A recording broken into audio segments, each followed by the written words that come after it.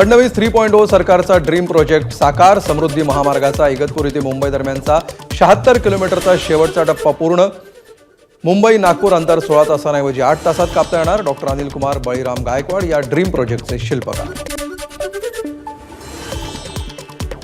अटल सेतूवरून प्रवास करणं 50% स्वस्त. नवी मुंबई महापालिकेकडून बस तिकीट दरांमध्ये मोठी कपात. दर कपातीमुळे बस प्रवाशांमध्ये 20 ते 60% वाढ. गाडी चालवताना वाहतूक पोलिसांनी अडवल्यास तुम्हाला आता डिजिटल कागदपत्र दाखवता येणार. वाहतूक विभागाचे प्रमुख अनिल कुंभारे यांनी जारी केले लेखी आदेश.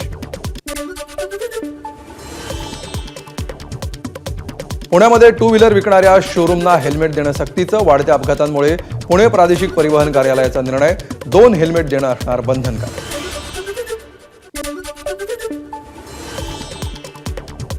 धारावीतील 1.25 लाखांपेक्षा जास्त अपात्र झोपडपट्टी धारकांनाही घरं मिळणार. महायुती सरकारचा मोठा निर्णय.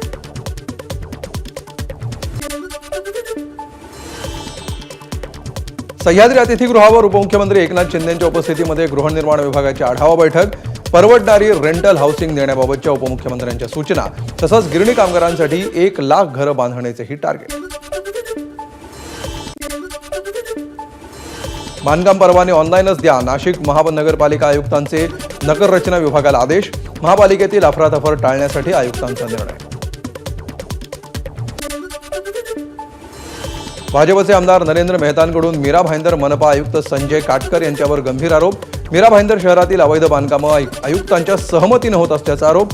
आरोपांवर बोलायला आयुक्तांनी दिला नकार.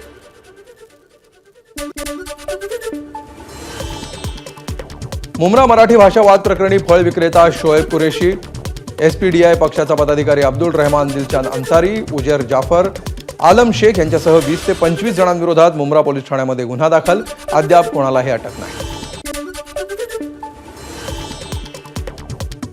ठाण्यातील अजनूप ग्रामपंचायतीच्या माजी सरपंचावर अज्ञातांकडून हल्ला. घटनेमध्ये सरपंच गंभीर जखमी. कल्याणमधील खासगी रुग्णालयामध्ये सरपंचावर उपचार सुरू.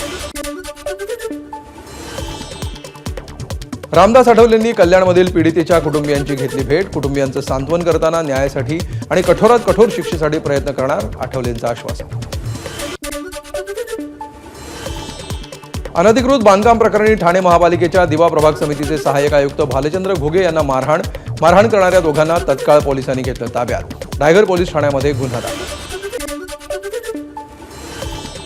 मालवणी पोलीस ठाण्यामध्ये कार्यरत पोलीस अधिकाऱ्यांचं हृदयविकाराच्या झटक्यानं निधन. रावसाहेब शिंदे यांच्या पार्थिवावर संगमनेरमध्ये अंत्यसंस्कार होणार असल्याची माहिती.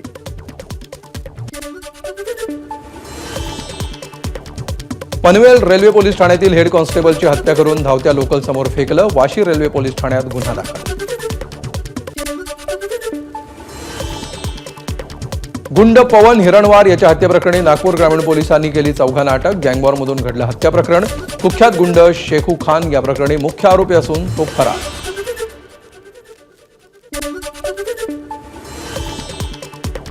छोटा राजन टोळीचा गुंड तब्बल 33 वर्षांनी गजाआड करण्यास मुंबई पोलिसांना यश. राजू विकण्या उर्फ बिलास बाळाराम पवार अटक करण्यात आलेल्या गुंडाचं नाव. त्याच्यावर विविध गंभीर गुन्हे दाखल. विरुद्ध दिशेने येणाऱ्या भरधाव ट्रकची 4 वाहनांना धडक. 2 जण जखमी. ट्रक चालकाला नागरिकांनी पकडलं. घटना सीसीटीव्हीत कैद. कल्याणच्या तिसगाव नाक्यावरची घटना. सॉफ्टवेअर डेव्हलपर असलेल्या एका 22 वर्षीय तरुणीची राज्यराणी एक्सप्रेसमध्ये ठाणे कल्याण दरम्यान छेडछाड. मोविया असरल शेखला कल्याण लोहमार्ग पोलिसांनी ठोकल्या बेड्या. नागपूर पोलिसांनी तब्बल 60 लाखांपेक्षा अधिकच्या दारू साठ्यावर चालवला बुलडोझर. नागपूर पोलिसांनी 20,850 दारूच्या बाटल्या केल्या जप्त.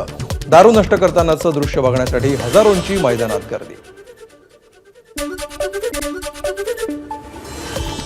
लष्कराच्या सामर्थ्याची सर्वसामान्य नागरिकांना ओळख व्हावी आणि त्यातून तरुणांनी प्रेरणा घ्यावी यासाठी आर्मी डेच्या निमित्तानं नो युअर आर्मी या प्रदर्शनाचं रेसकोर्स इथं आयोजन.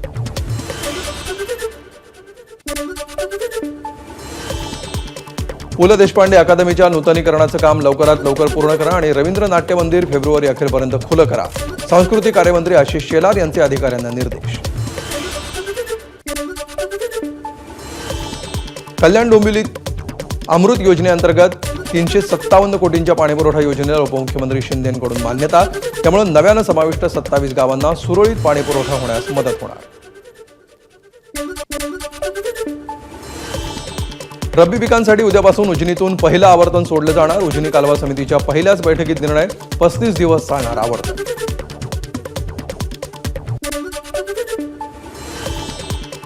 नाशकातील नायलॉन मांजा विक्रेत्यांविरोधात हद्दपारीची कारवाई. मांजा खरेदी तसंच विक्री करणाऱ्या 75 संशयितांवर तडीपारीची कारवाई.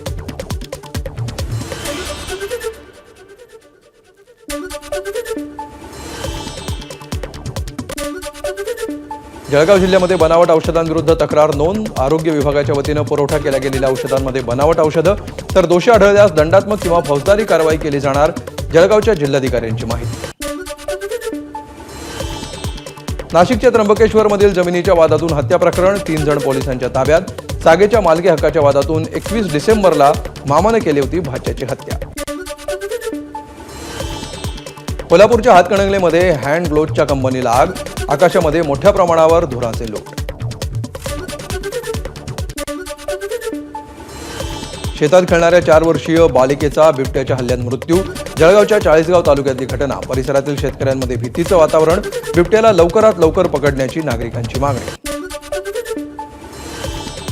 नांदेडच्या माळेगावच्या यात्रेमध्ये 1 लाख रुपये किमतीचा बोकड. सुमारे 80 किलो वजनाचा हा बोकड यात्रेत आकर्षणाचा विषय.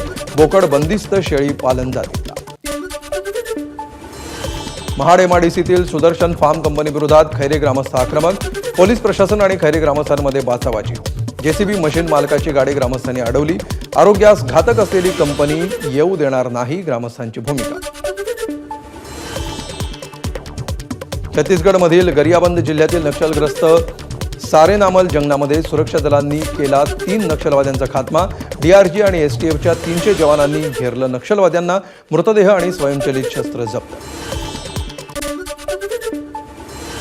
हिंगोलीच्या नांदुरातील महिलांचा जिल्हा परिषदेवर घागर मोर्चा.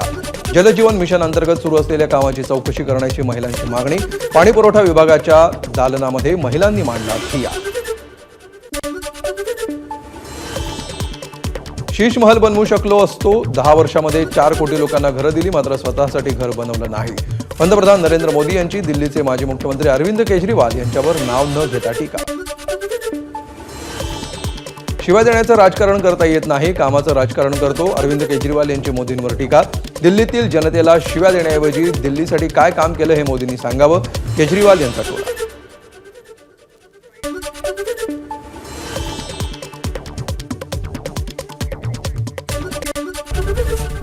एबीपी माझा, उघडा डोळे बघा नीट.